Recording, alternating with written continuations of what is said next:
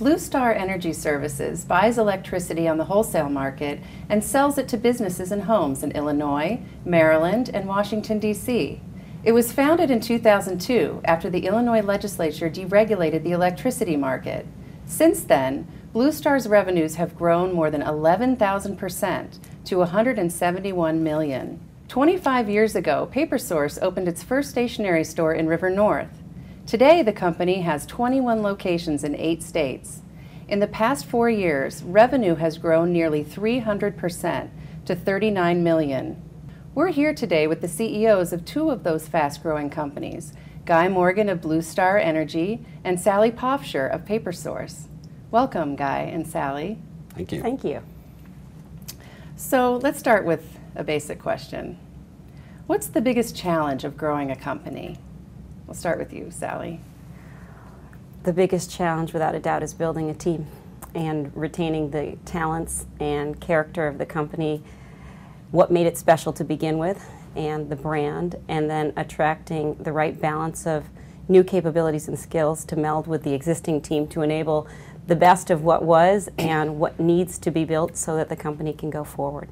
I think for me, the biggest challenge and something that's necessary to build or grow a company is the acceptance of risk. As an entrepreneur, accepting risk just goes with the territory. Well, let's talk about money for a second. How can you make sure that you're spending it the most effectively? I mean, I guess you never know, right? I think you just use your financial results as the barometer. If you set out targets, you know what capital is available to you, and you make decisions about how you're going to allocate that capital and the resources that you have. And as you plan for the next financial cycle, whether that's the next quarter, the next year, or the next 3 or 5 years, you set what your expectations are to return a certain amount on that capital.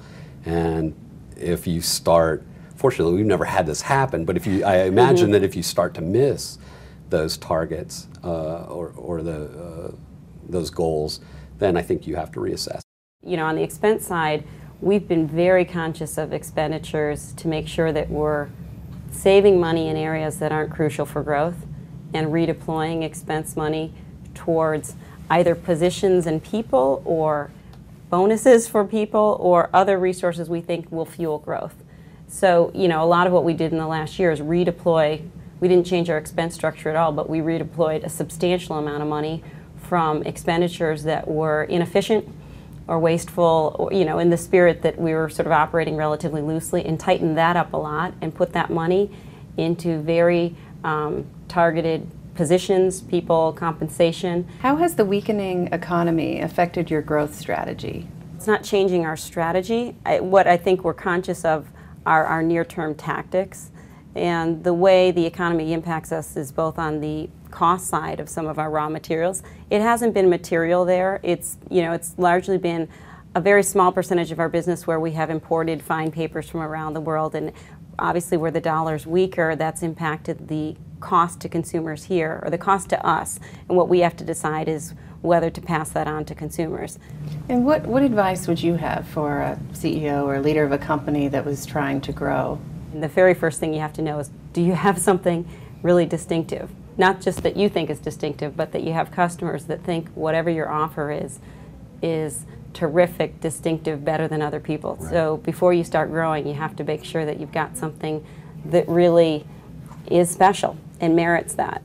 If you're thinking about starting a business or growing business, if you aren't a salesperson or you don't have a group of people that know how to go out and sell and close deals, for me personally, I think you're wasting your time. There has to be a big, especially in the early stages, because you're competing against more established companies, and if you don't have somebody that can tell the story and really sell the product about what the benefits are to the consumer, you're not going very far.